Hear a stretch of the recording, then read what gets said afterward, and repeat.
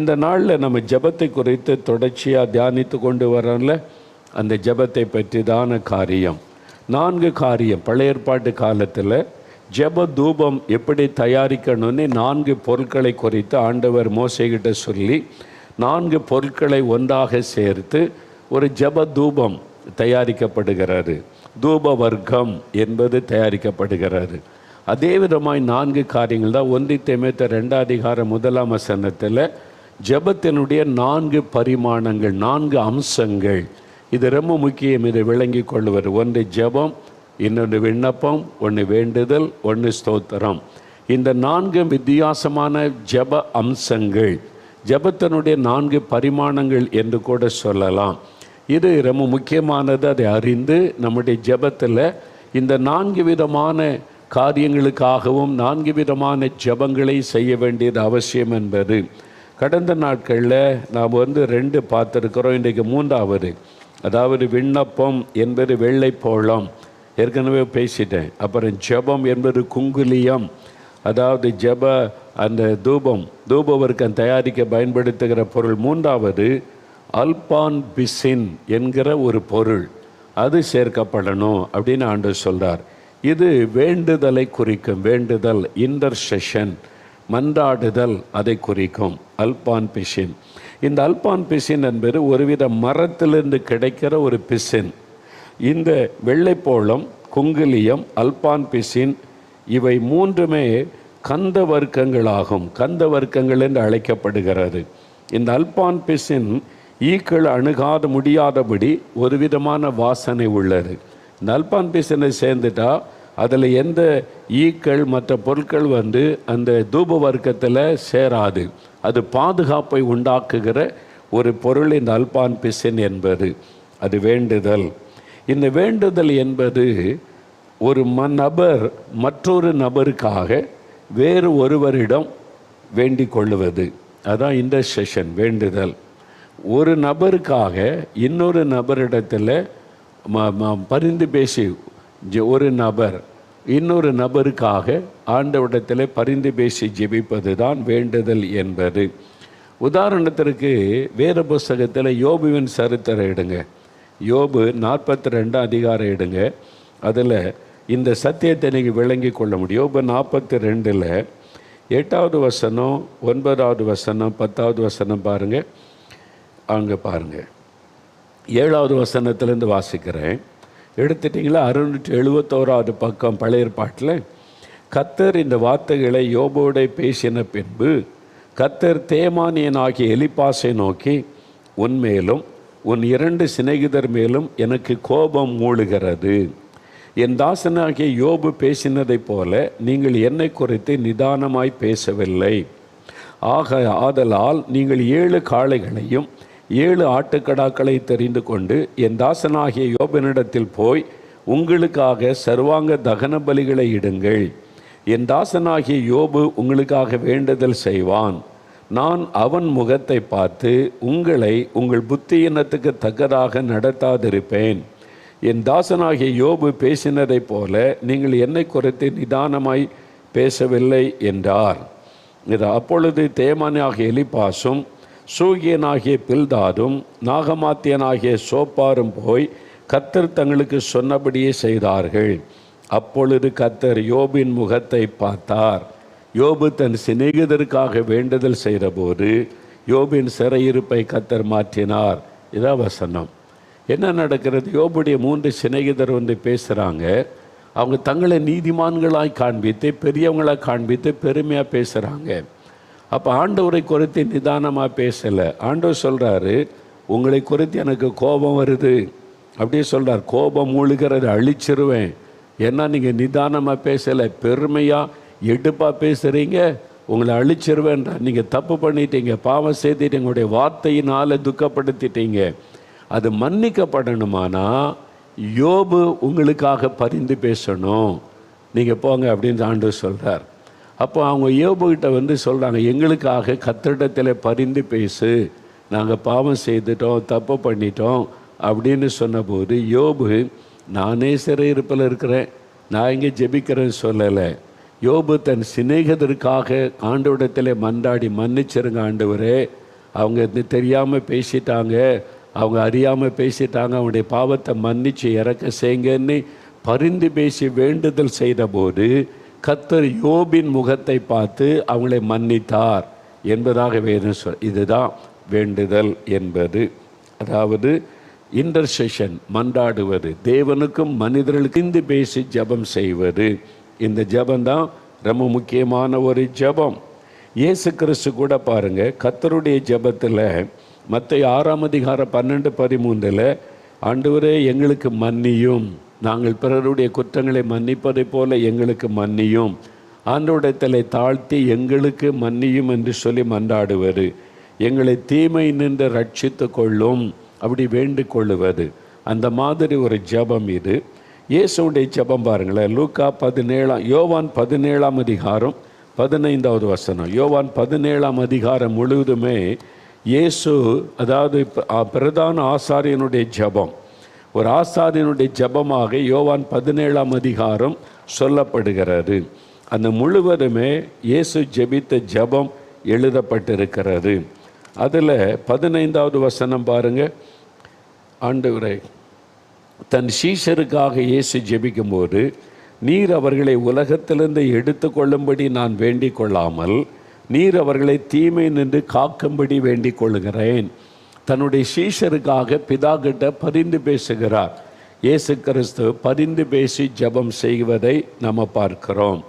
அப்போ அதே மாதிரி மற்றவர்களுக்காக ஆண்டவரிடத்தில் பரிந்து பேசி ஜெபிப்பது, அதான் வேண்டுதல், இன்டர்செஷன், மன்றாடுவது, மன்றாட்டு ஜெபம் என்பது அதுதான். பிறருக்காக ஆண்டவரிடத்திலே மன்றாடுவது. இயேசு அந்த மாதிரியை நமக்கு காண்பித்தார். நீங்கள் ஒரு சம்பவம் பாருங்கள், லூக்கா 22:31-32, லூக்கா 22:32 பாருங்களேன். இயேசு அங்கே செய்த ஒரு காரியத்தை அவர் சொல்லுவதை பாருங்கள். எடுத்துட்டிங்களா? 118 பக்கம் புதிய ஏற்பாட்டில் பாருங்கள். பின்னும் கர்த்தர், இயேசு கிறிஸ்து, கர்த்தராகி இயேசு, சீமோனே சீமோனே, இதோ கோதுமையை சுளகினால் புடைக்கிறது போல சாத்தான் உங்களை புடைக்கிறதற்கு உத்தரவு கேட்டுக்கொண்டான். சாத்தான் ஆண்டவர்கிட்ட சொல்கிறான், அந்த சீசர்கள் நம்ம பின்பற்றுறாங்கல்ல, என்கிட்ட கொஞ்ச நேரம் கொடுத்து பாருங்கள், அவங்கள பண்ணல உங்களை விட்டு ஓடி போயிடுவான், உங்களை மறுதளிச்சிட்டு போயிடுவான் பாருங்கன்னு சவால் விடுகிறான். ஆண்டவர் நீ சோதிக்க தீர்மானம் பண்ணிட்ட, ஓகேன்னு சொல்லிட்டு அவன் உத்தரவு கேட்டுக்கொண்டான். இயேசுடைய உத்தரவு இல்லாமல் சீஷங்கிட்ட நெருங்க முடியாது. இயேசுடைய உத்தரவு இல்லாமல் அவரால் தெரிந்து கொள்ளப்பட்டவங்கள சாத்தான் நெருங்க முடியாது. இதை நீங்கள் புரிந்து கொள்ளுங்க. உத்தரவு கேட்டுக்கொண்டான். அப்போ இயேசு சொல்கிறாரு, நானோ உன் விசுவாசம் ஒளிந்து போகாதபடிக்கு உனக்காக வேண்டிக் கொண்டேன் என்று சொல்கிறார். உனக்காக நான் வேண்டிக் கொண்டேன். இதான் பேதுரு சோதிக்கப்படும் போது, அவன் சாத்தானால் புடமிடப்படும் போது, அவன் சாத்தானால் நெருக்கப்படும் போது அவனுடைய விசுவாசம் ஒளிந்திடக்கூடாது, அதுக்காக ஆண்டவர் ஜெபிக்கிறார் இயேசு. இதான் அதனால்தான் நான் மற்றவங்களுக்காக ஆண்டோடைய விசுவாசம் பலனடையணும், விசுவாசத்தை இழந்துடக்கூடாதுன்னு மற்றவங்களுக்காக ஜெபிப்பார். இயேசு தன் சீஷருக்காக பரிந்து பேசி ஜெபிச்சதுனால தான் அங்கே பேதுரு பாதுகாக்கப்பட்டார். திரும்ப மனம் திரும்பி ஆண்டவருக்குள்ளே வந்து விட்டார். விசுவாசத்தை இழந்து விடாதபடி காக்கப்பட்டதை நம்ம பார்க்கிறோம். அதே மாதிரி பிலிப்பியர் 1:11 வாசித்தீங்கன்னா, பிலிப்பு சபைக்காக பவுல் ஜெபிக்கிறார். பவுலுடைய ஜெபத்தை, நீண்ட ஜெபத்தை பார்க்க முடியும். அவங்க கர்த்தர் அறிகிற அறிவில் வளரணும், ஆண்டவரை அறிந்து கொள்ளணும். இது மாதிரிலாம் பாஸ்டர்மார்கள் உங்கள் சபைக்காக ஜெபிக்கிறதற்கு, உங்கள் சபைக்கு ஆராதனைக்கு வரக்கூடிய விசுவாசிகளுக்காக ஜெபிக்க வேண்டிய விதம் பவுல் ஜெபித்திருக்கு. அதெல்லாம் அறிந்து அதே மாதிரி ஜெபிக்கணும். இந்த ஜெபெல்லாம் அவசியம். நம்ம வெறுமன வெளியில் அப்படியே மேற்பரப்பாக ஜெபிக்கிறோம். ஆழமாக ஜெபிக்கணும், வசனத்தை வைத்து ஜெபிக்கணும். பவுல் அது மாதிரி ஜெபிக்கிறதை பார்க்கிறோம். அதே மாதிரி இன்றைக்கு இயேசு மரணத்தை ஜெயித்து உயிரோடு எழுந்தார். பரலோகத்திற்கு சென்று இயேசு என்ன செய்து கொண்டிருக்கிறார்? எபிரேயர் 7:25 பாருங்கள். எபிரேயர் 7:25 303 பக்கம் புதிய ஏற்பாட்டில் திருப்பி பாருங்கள். இயேசு கிறிஸ்து அவர் உயிர்த்தெழுந்து பரலோகத்தில் பிதாவினுடைய சமூகத்தில் போய் இருக்கிறார். என்ன செய்து கொண்டிருக்கு? மேலும் தமது மூலமாய் தேவனிடத்தில் சேருகிறவர்களுக்காக வேண்டுதல் செய்யும்படிக்கு அவர் எப்பொழுதும் உயிரோடு இருக்கிறவர் ஆகையால் அவர்களை முற்றுமுடிய ரட்சிக்க வல்லவராயிருக்கிறார். இப்போ இயேசு என்ன செய்து கொண்டிருக்கிறார்? பிதாவின் வலது பார்சத்தில் உட்கார்ந்து பரிந்து பேசி ஜெபம் பண்ணி கொண்டிருக்கிறார். ஒரு ஆசாரியன் தேவனிடத்தில் போய் பரிந்து பேசி ஜெபிப்பதை போல இயேசு ஒரு ஆசாரிய ஊழியம் செய்து கொண்டிருக்கிறார். பிதா கிட்ட பரிந்து பேசுவது, அதாவது நம்ம போய் ஆண்டவரே நான் பாவம் செய்துட்டேன், இந்த மாதிரி விழுந்துட்டேன், என்னை மன்னிச்சிருங்கன்னு சொன்ன உடனே இயேசு பிதா கிட்ட பரிந்து பேசுவார். நான் இவனுக்காக ரத்தம் சிந்தி இருக்கிறேன், இவளுக்காக ரத்தம் சிந்தி இருக்கிறேன், பிதாவே இந்த முறையை மன்னிச்சிருங்க, இறக்க செய்யுங்க. இயேசு பரிந்து பேசின உடனே பிதாவானவர் மனம் மாறி மன்னித்து இரக்கம் செய்கிறார்.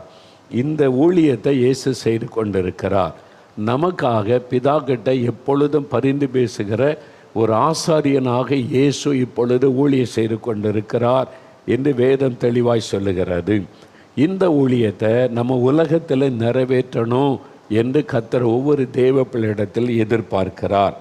இன்னொரு காரியம் பாருங்கள், ரோமர் 8:34 இதே காரியத்தை நீங்கள் அறிய முடியும். ரோமர் 8ஆம் அதிகாரம் 34வது வசனம் பாருங்கள். ரோமருக்கு எழுதின நிருபம் 8ஆம் அதிகாரம் 34வது வசனம் எடுத்துட்டிங்களா? அதாவது 216வது பக்கம் புதிய ஏற்பாட்டில் இயேசு என்ன செய்கிறார் பாருங்கள். ஆக்கினைக்குள்ளாக தீர்க்கிறவன் யார்? அதாவது தேவன் தெரிந்து கொண்டவர்கள் மேல் குற்றம் சாட்டுகிறவன் யார்? தேவனால் அழைக்கப்பட்டவர்களை குற்றமாக ஆக்கினைக்குள்ளாக தீர்க்கிறவன் யார்? கிறிஸ்துவே மரித்தவர், அவரே எழுந்தும் இருக்க மரணத்தை ஜெயித்த உயிரோடு எழுந்தவர் இயேசு. அவரே தேவனுடைய வலது பாரசத்தில் இருக்கிறவர், தேவனுக்கு ஈக்குவலாக வலது பாரசத்தில் அமர்ந்திருக்கிறவர் இயேசு. நமக்காக வேண்டுதல் செய்கிறவரும் அவரே. நமக்காக அவர் வேண்டுதல் செய்கிறார். அதான் மன்றாடுவது, பரிந்து பேசுவது. நம்ம பாவம் செய்யும்போது, தவறு செய்யும்போது பிதா கிட்ட ஆண்டவரே, அவன் மனிதன், பலவீனமுள்ளவன், சூழ்நிலையில் பாவம் செய்து தான் மன்னிச்சிருங்கன்னு பரிந்து பேசுகிறார். அந்த பாவத்தை மன்னிக்கும்படிக்கு நமக்காக வேண்டுதல் செய்கிறார். இயேசு இப்போ அந்த ஊழியத்தை செய்கிறார், நமக்கு அந்த ஊழியத்தை கொடுத்திருக்கிறார். மற்றவங்களுக்காக வேண்டுதல் செய்யுங்கள் என்பதாக. ஆனால் இந்த எபேசியர் 6:18 வசனத்தில் பாருங்கள், அதாவது மற்றவருடைய குறைகளையே பேசி கொண்டு இருக்காம, இன்றைக்கி நம்ம நிறைய பேசுகிறோம், ஜெபிக்கிறதில்லை. பேசுகிறத நிறுத்திட்டு ஜெபிக்க ஆரம்பிங்க, மாற்றம் வரும். ஒரு ஊழியக்காரன் மேலே, சபை மேலே ஒரு குறை இருந்தால் அதையே திரும்ப திரும்ப திரும்ப பேசிக்கிட்டு இருக்காருங்க. அதுக்கு பதிலாக முழங்கால் போட்டு ஆண்டவரே இந்த குறையை மாற்றுங்க, அவங்களுக்காக நான் ஜெபிக்கிறேன், மன்னிச்சிருங்க, ஒரு மாற்றத்தை உண்டாகி ஜெபிச்சு பாருங்கள், மாற்றம் வந்துவிடும். இதை தான் ஆண்டவர் எதிர்பார்க்கிறார். ஆனால் இந்த எபேசியர் 6:18 பாருங்கள், 269வது பக்கம் புதிய ஏற்பாட்டில், எந்த சமயத்திலும் சகலவிதமான வேண்டுதலோடும் விண்ணப்பத்தோடும் ஆவியினாலே ஜெபம் பண்ணி அதன் பொருட்டு மிகுந்த மன உறுதியோடும் சகல பரிசுத்தவான்களுக்காகவும் பண்ணும் வேண்டுதலோடு இழித்து கொண்டிருங்கள். இந்த வசனத்தில் நல்லா பாருங்கள், இந்த 4 காரியம் இருக்குது. அங்கே கவனித்து பாருங்கள். வேண்டுவது, விண்ணப்பம் செய்வது, ஜெபம் பண்ணுவது. பாருங்கள், சகலவிதம் விண்ணப்பத்தோடு ஆவியினாலே ஜெபம் பண்ணி அதன் பொருட்டு மிகுந்த மன உறுதியோடும் சகல பரிசுத்தவான்களுக்காக பண்ணு வேண்டுதலோடும். 3 காரியம் இருக்காதில். வேண்டுதல், விண்ணப்பம், ஜெபம். எல்லாருக்காக ஜெபிக்கணும். மற்றவங்க தவறு செய்யும்போது ஆண்டவர்கிட்ட பரிந்து பேசி ஜெபிப்பது. ஆண்டவரே மன்னிச்சிருங்க, இறக்க செய்யுங்க, நான் உங்களுக்காக உங்களுடைய சமூகத்தில் நின்று ஜெபிக்கிறேன் என்பதுதான் பரிந்து பேசுகிற ஜெபம், மன்றாடுகிற ஜெபம் என்பது. ஒரு தனிப்பட்ட ஆளுக்காக மன்றாடி ஜெபிக்குதான் திறப்பில் நின்று ஜெபிப்பது, மன்றாடி ஜெபிப்பது. ஒரு பட்டணத்துக்காக, ஒரு தேசத்துக்காக ஜெபிப்பது. சில உதாரணங்களை பார்த்தா நமக்கு விளங்கிறோம். எண்ணாகமும் 12ஆம் அதிகாரம், பழைய ஏற்பாட்டில் எண்ணாகமும் 12ஆம் அதிகாரம் எடுங்க.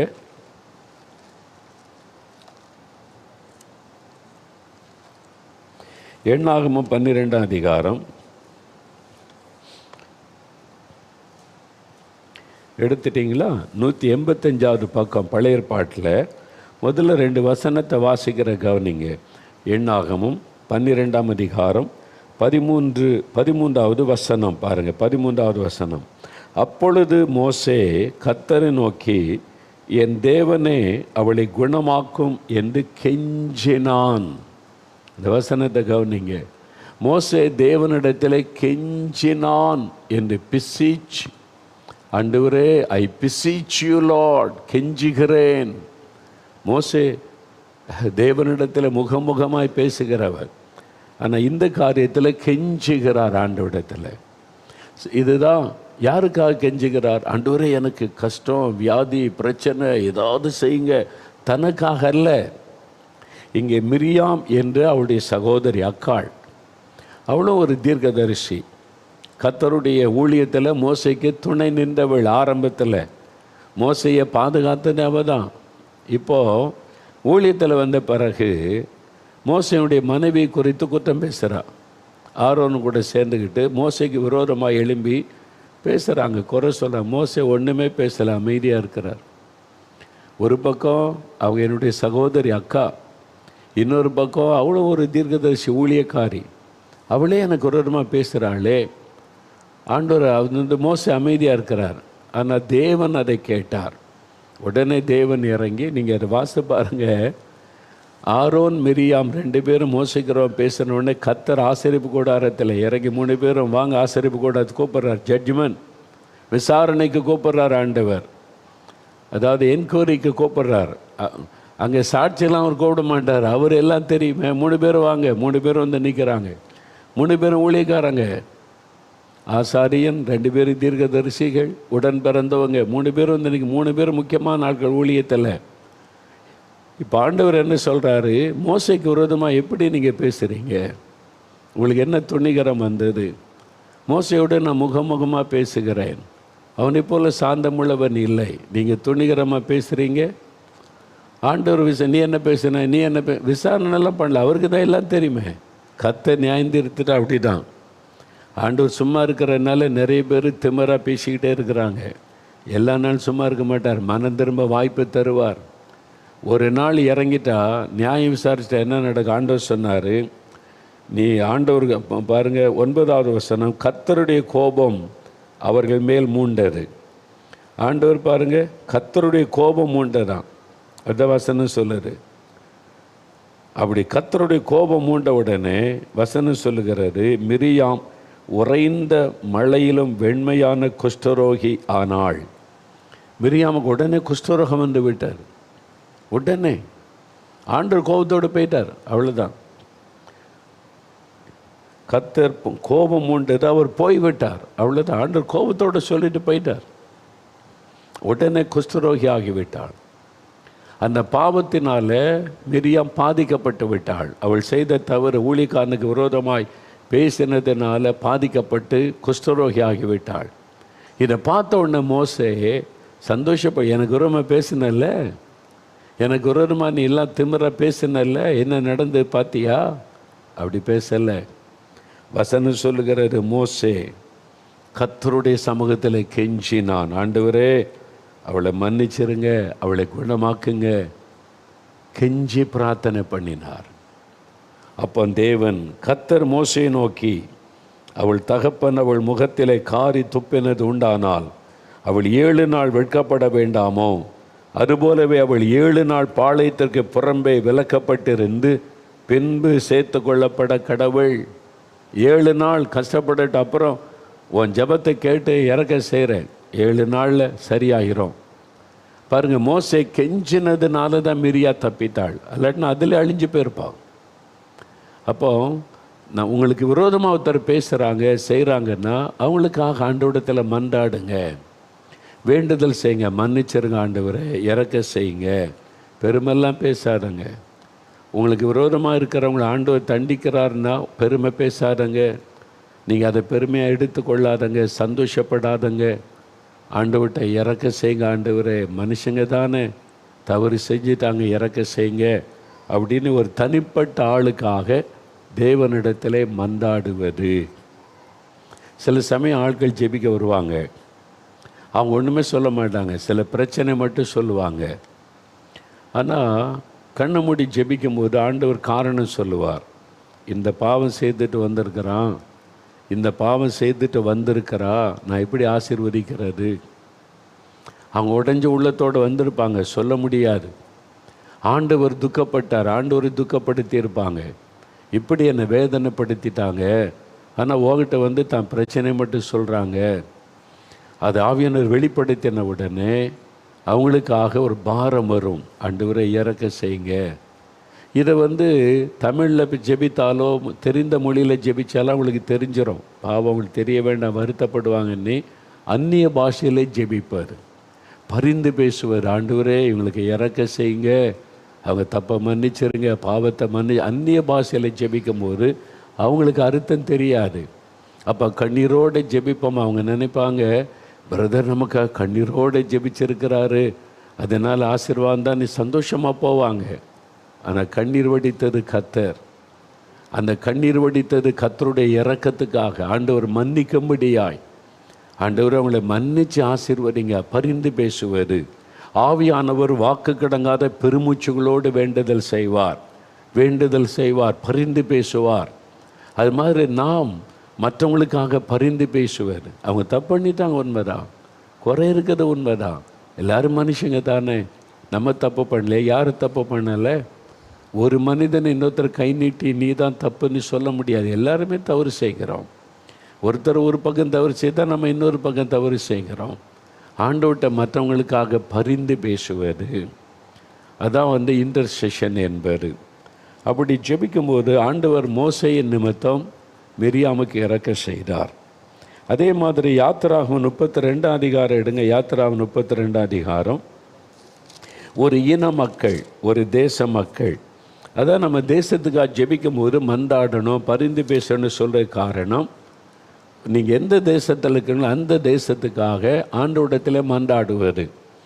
இந்த யாத்திராகமம் 32 அதிகாரத்தில் 12, 13, 14 வசனம் பாருங்களேன். முதல்ல இந்த வசனத்தை வாசிப்போம்.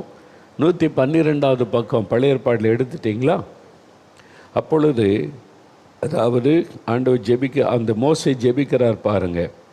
மலைகளில் அவர்களை கொன்று போடவும், பூமியின் மேல் இராதபடி அவர்களை நிர்மூலமாக்கவும், அவர்களுக்கு தீங்கு செய்யும் பொருட்டே அவர்களை புறப்பட பண்ணினார் என்று எகிப்தியர் சொல்லுவானேன். உம்முடைய கோபத்தின் உக்கிரத்தை விட்டு திரும்பி, ஆண்டவர் கோபத்தோடு நிற்கிறார், இவங்களை அழிக்க போகிறேன், விக்கிரகாராதனை பண்ணுறாங்க, விபச்சாரம் பண்ணுறாங்க, வேசித்தனம் பண்ணுறாங்க, குடிக்கிறாங்க, வெறிக்கிறாங்க, நான் இவங்களை அழைச்சிட்டு வந்து புதிய தேசத்தை கொடுக்க நினச்சா இப்படி நடக்கும், இவங்களை அழிச்சிட்றேன், மோசே விடு அப்படின்றார் கோபம். இப்போ மோசே ஆண்டவரிடத்தில் பரிந்து பேசுகிறார், ஆண்டவரே உம்முடைய கோபத்தின் உக்கரத்தை விட்டு திரும்புங்க. ஆண்டவரை மனம் திரும்ப சொல்கிறார்.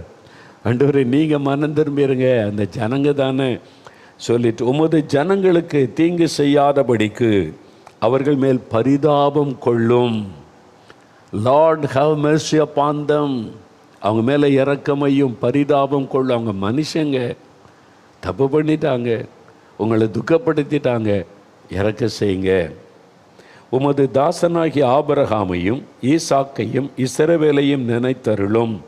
உங்கள் சந்ததியை வானத்து நட்சத்திரங்களைப் போல பெருக பண்ணி, நான் சொன்ன இந்த தேசம் முழுவதையும் உங்கள் சந்ததியார் என்றைக்கும் சுதந்தரித்து கொள்ளும்படி அவர்களுக்கு கொடுப்பேன் என்று உம்மை கொண்டே அவர்களுக்கு ஆணையிட்டு சொன்னீரே என்று கெஞ்சி பிரார்த்தித்தான். சரிங்களா? கெஞ்சுகிறார், பரிதாபம் கொள்ளுங்க ஆண்டவரே, இறக்கம் செஞ்சிருங்க ஆண்டவரே, கோபப்படாதங்க, மன்னிச்சிருங்க. இதான் மன்றாட்டு ஜெபம். ஒரு தேசத்தில் விக்கிரகாராதனை, வேசித்தனம், விபச்சாரம், மந்திரவாதம், மனுஷ வணக்கம் பெருகனா அது தேவனை கோபப்படுத்தும், அந்த தேசத்துக்கு சாபமாகிவிடும். அப்போ தேவன் கோபத்தோடு எழும்பும்போது நாம் திறப்பில் இந்த ஆண்டவரே எங்கள் ஜனம், இது என் தேசம், என் மக்கள், இவங்களுக்காக நீங்கள் சிலுவையில் மரிச்சிருக்கிறீங்க, இறக்க செய்யுங்க, மன்னிச்சிருங்க, உங்களை வெளிப்படுத்துங்க, அவங்க ரட்சிக்கப்படட்டும், பரிந்து பேசி ஜெபிப்பார் உங்கள் தேசத்துக்காக, உங்கள் பட்டணத்துக்காக. அதான் இந்த வேண்டுதல் செய்வது என்பது, மன்றாடி ஜெபிப்பது என்பது. அதில் 14வது வசனம் பாருங்க. அப்பொழுது கர்த்தர் தமது ஜனங்களுக்கு செய்ய நினைத்த தீங்கை செய்யாதபடி பரிதாபம் கொண்டார். கோபத்தோடு எழும்பின ஆண்டவருடைய கோபம் மாறி இப்போ பரிதாபம் கொண்டார். எப்படி? ஒரு மனிதன் தரப்பில் நின்று ஜெபித்ததுனால, ஒரு மனிதன் ஜெபித்ததுனால, அந்த ஒரு மனுஷன் நீங்கள் தான், ஒரு மனுஷன் நீங்கள் தான். உங்கள் தேசம், உங்கள் பட்டணம், உங்கள் கிராமம், உங்கள் நாட்டுக்காக நீங்கள் பரிந்து பேசுங்க, ஆண்டவரிடத்தில் மன்றாடுங்க, இறக்க செய்யுங்க, மன்னிச்சிருங்க, நீ கெஞ்சி ஜெபம் பண்ணுங்க. அப்படி வேண்டுதல் செய்யும்போது கர்த்தர் மனம் மாறுவார், அவர் பரிதாபம் கொள்ளுவார், அவர் ஜனங்களுக்கு இரக்கம் செய்வார். பரிதாபம் கொண்டு அவர் அந்த தீங்கு செய்யாதபடி கர்த்தர் மனம் மாறுவார். இதுக்கு தான் மன்றாடி ஜெபிப்பது என்பது. நெகேமியா 1 அதிகாரத்தில் பாருங்கள், இன்னொரு சம்பவம் பார்த்துட்டு ஜெபிக்க போகிற நெகேமியா. எடுங்க நெகேமியா 1 அதிகாரம்.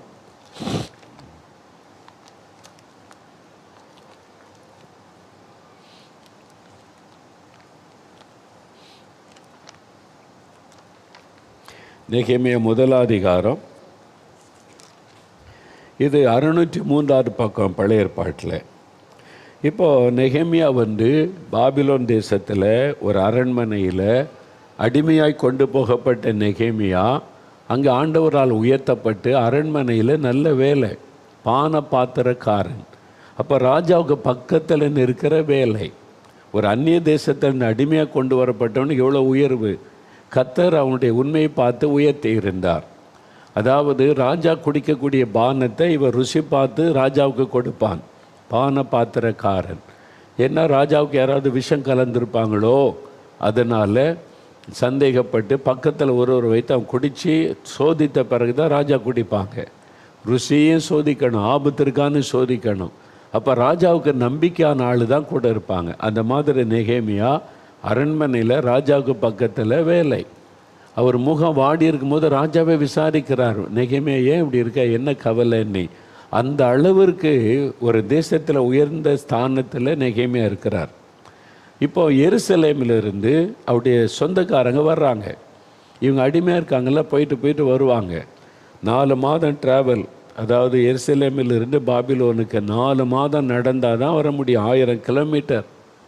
அப்படி வந்தவங்ககிட்ட எருசலேம் எப்படி இருக்குது, நம்முடைய பட்டணம் எப்படி இருக்குது, நம்ம ஜனங்க எப்படி இருக்கான்னு விசாரிக்கிறார். பட்டணம் சுட்டரிக்கப்பட்ட மாதிரியே கிடக்குது, பாழாய் கிடக்குது. அங்கே இருக்கிற கொஞ்சம் ஜனங்களை சிறுமை அனுபவிக்கிறாங்க. தன் பட்டணத்தின் நிலைமை, தன் ஜனத்தின் நிலைமை கேள்விப்பட்ட உடன் என்ன செய்கிறார் பாருங்க. 4வது வசனம். இந்த வார்த்தைகளை கேட்ட பொழுது நான் உட்கார்ந்து அழுது சில நாளாய் துக்கித்து உபவாசித்து மன்றாடி பரலோகத்தின் தேவனை நோக்கி வேண்டுதல் செய்கிறார். சரிங்களா? ஒரு தேசம், தன்னுடைய ஜனம் பாவத்தின் நிமித்தம் பாதிக்கப்பட்டுட்டாங்க, பாழாய் கிடக்குது. அதை அறிந்த உடனே அது தேவைதான். ஒழுங்காக கர்த்தரை தேடி இருந்தால் அப்படிலாம் நடக்குமா? பாழாய் போவாங்களா? நான் கர்த்தரை பிடிச்சிக்கிட்டேன், உண்மையாக இருந்தேன், கர்த்தர் என்னை உயர்த்தி வச்சிருக்கிறார் அப்படின்னு பேசலை நெகேமியா.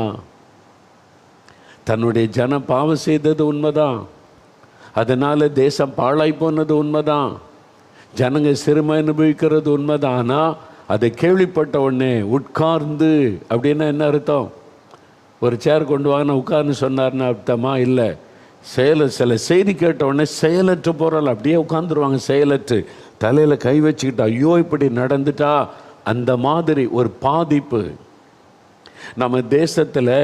குடிகாரங்க மறிச்சுக்கிட்டு இருக்கிறாங்க, இது மாதிரி மரணம் சம்பவிக்குது, தேசம் பாழாகி கொண்டு இருக்கிறது, மதுபானத்தில் குடும்பம் பாதிக்கப்படுகிறது. இந்த மாதிரி தேசத்தில் நிறைய காரியங்கள் நடக்கிறது. ஜனங்க, விவசாயிகள் பாதிக்கப்படுறாங்க, சிறு தொழில் செய்கிறவங்க பாதிக்கப்படுறாங்க, மீனவர்கள் பாதிக்கப்படுறாங்க, ஜனங்களுடைய குடும்பம்லாம் பாழாகுது. இதை கேள்விப்படும் போது உங்கள் உள்ளம் பாதிக்கப்படுதா? உங்கள் உள்ளத்தில் ஒரு பாதிப்பு வருதா? அவங்க தான் உண்மையை வேண்டுதல் செய்ய முடியும். உள்ளத்தில் ஒரு பாதிப்பு. நெகேமியா உள்ளம் பாதிக்கப்படுது.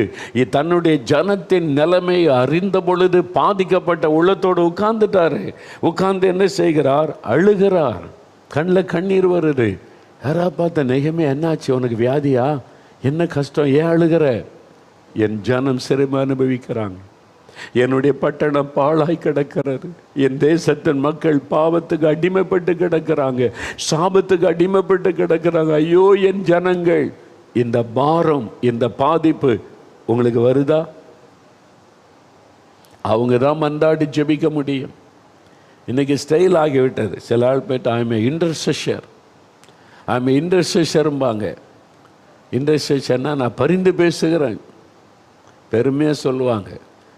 ஆனால் நான் பார்த்துருக்கிற சிலரை ஆண்டவரே கண்ணீரோடு ஜெபிக்கிறேன் அப்படிம்பாங்க. வார்த்தையில் தான் கண்ணீர், கண்ணில் கண்ணீரை காணும். யோசித்து பாருங்கள். வெறும் வாயில் கண்ணீர் அல்ல, கண்களில் கண்ணீர் வடியும். நம்ம உள்ளம் பாதிக்கப்பட்டால் அந்த கண்ணீர் வரும். நெகேமியா அழுகிறார். அவருக்கு எந்த பாதிப்பும் இல்லை, அவர் சுகமாக இருக்கிறார், நல்ல வேலை வசதியாக. ஏன் அழுகிறார்? என் ஜன மதுபானத்தில் செத்துக்கிட்டு இருக்கிறாங்களே, என் ஜனங்கள் போதை வசுக்கு அடிமைப்பட்டு கொண்டு இருக்கிறாங்களே, சாபத்துக்குள்ள என் மக்கள் பாதிக்கப்பட்டு கொண்டு இருக்கிறாங்களே, அந்த பாதிப்பு நம்முடைய உள்ளத்தை தாக்கணும். அவங்க தான் மன்றாடி ஜெபிக்க முடியும், அதை கேட்கணும். அப்படிப்பட்ட இருதயம் எனக்கு வேணாண்டவர். என்ன எருசலேமை பார்த்து இயேசு அழுகிறார். ஏன் அழணும்? ஓய், சிலருக்கு கண்ணீர்லாம் தேவையில்லை. இயேசு சிலுவையில் செஞ்சு முடிச்சு ஜாலியாரு, குதி டான்ஸ் ஆடுன்றாங்க. டான்ஸ் ஆடினாங்க. இயேசு கிறிஸ்து எருசலேமை நோக்கி பவனி வந்தபோது ஓசன்னா ஓசன்னான்னு எல்லாரும் பாட்டு பாடினாங்க, டான்ஸ் ஆடினாங்க. ஆனால் இயேசுவின் முகத்தை பார்க்க தவறிட்டாங்க. இயேசு என்ன பண்ண? டான்ஸ் ஆடினாரா? அழுதார். பட்டணம் பாவத்தில் பாதிக்கப்பட்டு கிடக்குது. சீக்கிரத்தில் ஒரு அழிவு வரப்போகிறது. பாதிப்பு அந்த உள்ளத்தில். இயேசு சீக்கிரம் வரப்போகிறார். அப்போ என்ன நடக்கும்? ஜனங்கள் ரட்சிக்கப்படாத ஜனங்கள் நரகத்துக்குள்ளே போயிடுவாங்களே, என் ஜனம் பாதிக்கப்பட்டு அரக்கனி கடலுக்குள்ளே போயிடுவாங்களே. இந்த பாதிப்பு இருக்கணும். அவன் தான் ஊழியக்காரன், நடனமாடுகிறவன் அல்ல. இயேசுவின் இருதயத்தை அறிந்து கண்ணீர் வடிக்கிறவன். அதை ஆண்டவர் தேடுகிறார். பாதிக்கப்படணும். தேசத்தில் இவ்வளவு ஜனம் இருக்கிறாங்களே, இந்த பாதிப்பு இருக்குதா? இயேசுடைய இருதயம் எப்படிப்பட்ட தெரியுமா? நாளைக்கு சர்ச்சுக்கு போவீங்க, உங்கள் சர்ச்சை நிறைய ஆட்கள் வந்திருப்பாங்க. மேய்ப்பர்கள் கவனிங்க, சர்ச்சை நிறைய ஆட்கள், இவ்வளோ ஆத்தமாக வந்திருக்குது, சந்தோஷமாக பாட்டு பாடுங்க, டான்ஸ் ஆடுங்க. நல்லது, பாட்டு பாடுங்க, டான்ஸ் ஆடுங்க, நான் தப்பே சொல்லலை. கர்த்தருக்குள்ளே மகிழ்ச்சியாக தான் இருக்கணும். நல்லா பாடுங்க, டான்ஸ் ஆடுங்க, தப்பு இல்லை. ஆனால் இயேசுவின் இருதயம் எப்படிப்பட்ட தெரியுமா? யோவானில் இயேசு சொல்லுகிறார், தொழுவத்தில் இல்லாத அநேக ஆடுகள் எனக்கு உண்டு. அவங்க இன்னும் சர்ச்சுக்குள்ளே வரல, தொழுவத்துக்குள்ளே வரல, பாவத்தில் இருக்காங்க, குடிகாரனாக இருக்கிறாங்க, விபச்சாரக்காரனாக இருக்கிறாங்க, நிம்மதி இல்லாமல் இருக்கிறாங்க, மெய்யான ஆண்டவரை அறியாமல் இருக்கிறாங்க. அவைகளையும் நான் கொண்டு வரணுமே. இதான் இயேசுவின் இருதயம். இந்த இருதயம் உங்களுக்குள்ளே இல்லாட்டா உங்கள் சபை வளராது, உங்கள் ஊழியம் ஆசீர்வாதமாக இருக்காது.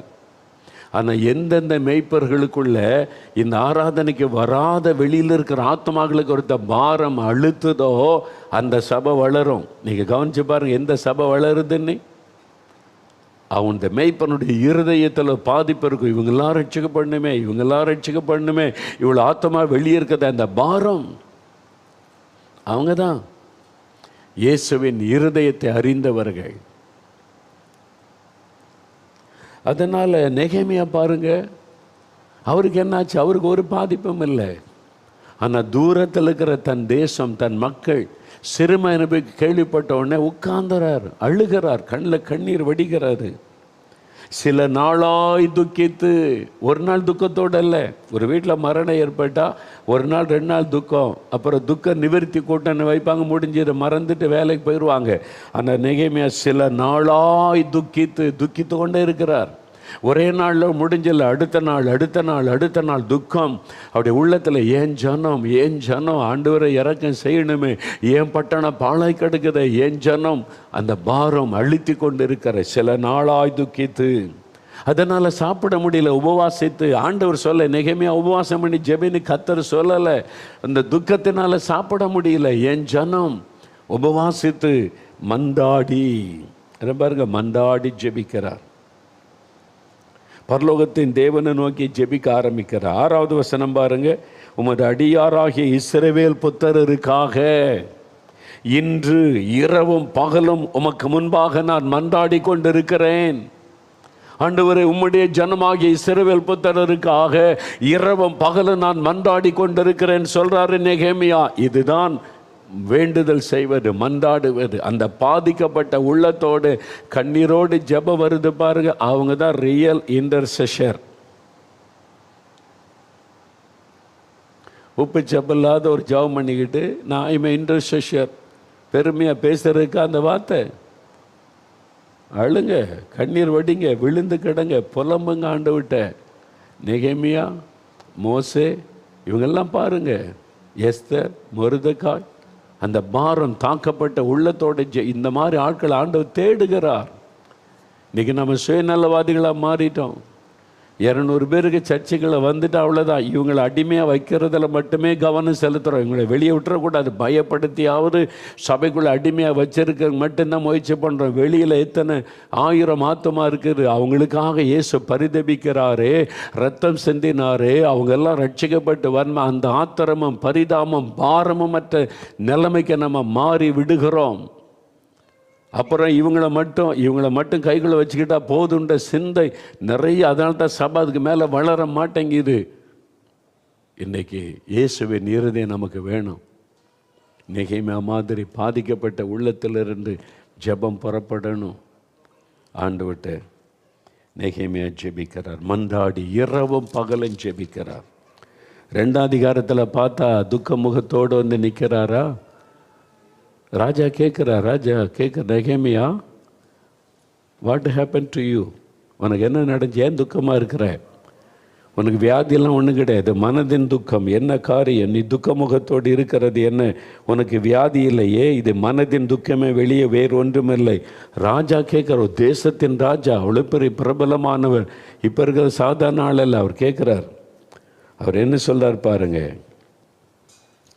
நகரம், என்னுடைய நகரம் பாழானதும் அதன் வாசல்கள் அக்னியால் சுட்டரிக்கப்பட்டதும் என் ஜனங்கள் சிறுமை அனுபவித்து கொண்டிருக்கும் போது நான் துக்கமுகமாக இராதிருப்பது எப்படி? என்னால் எப்படி சந்தோஷமாக இருக்க முடியும்?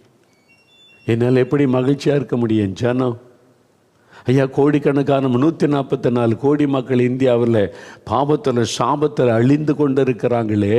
இந்த ஜனங்கள் நரகத்தை நோக்கி போய் கொண்டு இருக்கிறாங்களே. இத்தனை கோடி மக்கள் இப்படி இருக்கும்போது எப்படிங்க சந்தோஷமாக இருக்க முடியும்? துக்கமாக எப்படி இருக்க முடியாமல் இருக்க முடியும்? துக்கமாக தான் இருக்க முடியும். பாதிப்பு உள்ளத்தில் இருக்குது. இந்த மக்கள் ரட்சிக்கப்படணுமே என்ற பாதிப்பு ஏக்கம் உங்களுக்கு இருக்குதா? அப்போ ஒப்பு கொடுங்க. ஆண்டவரே, இந்த வேண்டுதல் செய்கிற அபிஷேகம் எனக்கு வேணும், பரிந்து பேசுகிற அபிஷேகம் எனக்கு வேணும், நான் ஜெபிக்கணும் ஆண்டவரே அப்படின்னு கேட்கணும். தேசத்துக்காக, மக்களுக்காக, உங்கள் கிராமத்தின் மக்கள், உங்கள் பட்டணத்தின் மக்கள், உங்கள் மாநிலத்தின் மக்கள், உங்கள் தேசத்தின் மக்களுக்காக பரிந்து பேசணும். இப்போ ஜெபிக்க போகிறோம். சில நம்முடைய நேரம் அப்படியே முடிந்தால் முழங்கால் படியிடுங்க, அல்லது கண்களை மூடி நெகேமியாவை போல, மோசையை போல, எஸ்தரை போல, ஒரு மொர்தெகாயை போல, ஆண்டவர் ஒரு பவுலை போல, ஒரு இயேசுவை போல நான் கண்ணீர் விட்டு பட்டணத்துக்காக, ஜனங்களுக்காக ஜெபிக்கணுமே, அந்த வேண்டுதல் செய்யணுமே, திறப்பில் நிற்கணுமே. அந்த அபிஷேகத்தை தாங்க, அந்த ஆவியை தாங்க. ஜெபம் பண்ணுங்க, கண்களை மூடி ஜெபம் பண்ணுங்க. வாலிப தம்பி ஜெபம் பண்ணுங்க, வாலிப மகளே கேளுங்க, குட்டி பிள்ளைகள் கேளுங்க. ஆண்டவரே, இந்த பாரத்தை எனக்கு தாங்க, இந்த ஜெப ஆவியை எனக்கு தாங்க, மன்றாட்டின் ஆவியை என் மேலே ஊற்றுங்க. என் ஜனத்துக்காக பரிந்து பேசி ஜெபிக்க, என் மக்களுக்காக மன்றாடி ஜெபிக்க. ஆண்டவரே, இந்த பாரத்தை எனக்கு தாங்க. என் ஜனத்தின் பாவத்தை மன்னியும், என் தேசத்தின் பாவத்தை மன்னியும், என் ஜனங்களுக்கு இரக்கம் செய்யும். அறியாமையினால அவங்க இந்த மாதிரி இருக்கிறாங்க. மன்னியும் இரக்கம் செய்யும். ஜெபிங்க ஜெபிங்க, அந்த பாரத்தை தாங்க, அந்த ஜபாவியை தாங்கன்னு கேளுங்க. ஆண்டவரே மந்தாட்டின் ஆவியை ஊற்றுங்க. நெகேமியாவுக்குள்ளே காணப்பட்ட ஆத்ம பாரமும் மந்தாட்டு இருதயம் இந்த மகளுக்குள்ளே வரட்டும், இந்த மகனுக்குள்ளே வரட்டும், ஊழியர்களாகிய எங்களுக்குள்ளே வரட்டும். ஆண்டவரே பவுலை போல கர்ப்ப வேதனைப்பட்டு கண்ணீர் விட்டு ஜெபிக்கிற அந்த பாரம் எங்களுக்குள்ளே வரட்டும், ஒவ்வொருவருக்குள்ளே வரட்டும். ஆண்டவரே இவர்களை நிரப்ப மந்தாடி ஜெபிக்கிற அந்த வேண்டுதல் செய்கிற அனுபவத்தை தாரும். அதற்காக நான் ஜெபிக்கிறேன்.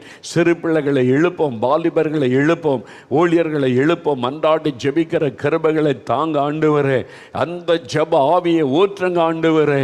என் தேசத்துக்காக, என் மக்களுக்காக பரிந்து பேசி ஜெபிக்கிற அந்த வேண்டுதலின் அபிஷேகம் இறங்கட்டும், அந்த அபிஷேகம் இறங்கட்டும். நிரப்புங்க கர்த்தர். என்ற கண்ணீர் நிறைந்த கண்களை தாங்க. என் தலை தண்ணீரும் என் கண்கள் கண்ணீருமானால் நலமாயிருக்குமே. என் ஜனங்களுக்காக இரவும் பகலும் அழுது புலம்புவேனே என்ற எரேமியாக்களை எழுப்புங்க ஆண்டவரே. எங்களை ஒப்பு கொடுக்கிறோம், அர்ப்பணிக்கிறோம். இயேசு கிறிஸ்துவின் நாமத்தில் ஜெபிக்கிறோம் பிதாவே. ஆமேன், ஆமேன்.